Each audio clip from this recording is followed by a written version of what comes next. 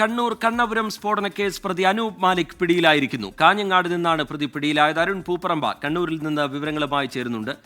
അരുൺ, ഒരുപാട് കാര്യങ്ങളിൽ ഇനി അന്വേഷണ സംഘത്തിന് വ്യക്തത വരുത്തേണ്ടതുണ്ട്. ഇത്രയും സ്ഫോടക വസ്തുക്കൾ അവിടെ എങ്ങനെ വന്നു, ഒരാൾ മരിക്കുന്ന സാഹചര്യമാണ് ഉണ്ടായിരിക്കുന്നത്, അതിൻ്റെ പശ്ചാത്തലമടക്കം വളരെ വിശദമായി അന്വേഷണ സംഘത്തിന് പരിശോധിക്കേണ്ടതുണ്ട്. പ്രതി പിടിയിലാവുന്നതോടുകൂടി അതിലൊക്കെ വ്യക്തത വരുത്താൻ കഴിയും എന്ന പ്രതീക്ഷയിലാണോ അന്വേഷണ സംഘം? അരുൺ പൂപ്പറമ്പ.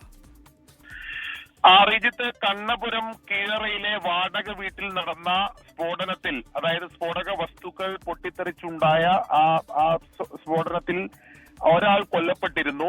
അവിടെ വാടക വീട്ടിൽ അനധികൃതമായി സ്ഫോടക വസ്തുക്കൾ നിർമ്മിക്കുകയും അതോടൊപ്പം ശേഖരിക്കുകയും ചെയ്തു എന്നതാണ് പോലീസിന്റെ പരിശോധനയിലും പ്രാഥമികമായിട്ടുള്ള അന്വേഷണത്തിലും കണ്ടെത്തിയത്. വലിയ തോതിൽ തന്നെ സ്ഫോടക വസ്തുക്കൾ ആ വാടക വീട്ടിൽ സൂക്ഷിച്ചിരുന്നു. അത് നിയമവിധേയമല്ല.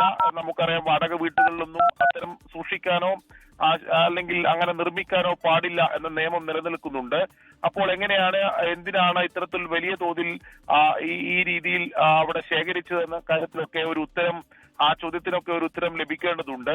എന്തായാലും ഈ സ്ഫോടനത്തിന് ശേഷം ഒളിവിൽ പോയ ഈ കേസിലെ പ്രതിയായിട്ടുള്ള അനൂപ് മാലിക്കാണ് ഈ 1 വർഷം മുമ്പ് ഈ വാടക വീട് എടുക്കുകയും അതിനുശേഷം അദ്ദേഹത്തിന്റെ തന്നെ ബന്ധുവായിട്ടുള്ള മുഹമ്മദ് ആഷാം, അതോടൊപ്പം മറ്റ് കൂട്ടാളികളുമുണ്ട്, ഇവരിലൂടെ അവിടെ ഈ സ്ഫോടക വസ്തുക്കൾ നിർമ്മിച്ച് ശേഖരിച്ചത്. അപ്പോൾ ഇതിന്റെ പ്രധാനപ്പെട്ട നേതൃത്വം നൽകിയത് അനൂപ് മാലിക്കാണ്. അനൂപ് മാലിക്കിന് വേണ്ടിയുള്ള തെരച്ചിൽ ഇന്ന് രാവിലെ മുതൽ നടന്നു വരികയായിരുന്നു. അതിനിടെയാണ് ഇപ്പോൾ കാഞ്ഞങ്ങാട് വെച്ച് അനൂപ് മാലിക് പിടിയിലായി എന്ന വിവരം ലഭിച്ചു. അരുൺ പൂപ്പറമ്പ കണ്ണൂരിൽ നിന്ന് വിശദാംശങ്ങൾ പങ്കുവയ്ക്കുകയായിരുന്നു. കണ്ണപുരം സ്ഫോടന കേസ് പ്രതി അനൂപ് മാലിക് പോലീസിന്റെ പിടിയിലായിരിക്കുന്നു.